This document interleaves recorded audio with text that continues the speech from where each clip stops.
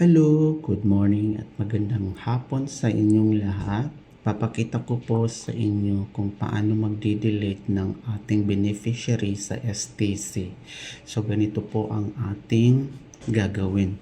So punta po tayo dito sa international transfer, and then kung ito yung mga beneficiaries na ating na-encode at na-save.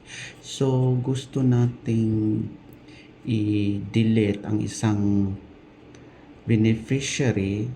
So, ganito lang po. So, halimbawa, ito si Jende Montemor, or ito si Marlon Ibaho, or alin man dyan. So, ganito lang ang inyong gagawin. So, ito si Jende Montemor, hindi na natin kailangan. So, ito ay beneficiary details. So, ayan, makikita mo po ang kanyang profile. And makikita nyo rin po ang delete beneficiary. So, ganito na lang po ang gawin natin. Yan. And delete beneficiary. Yan lang.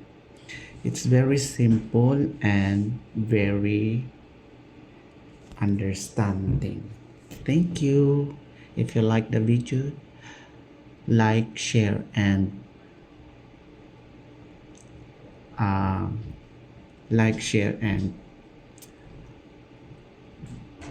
subscribe. Bye bye.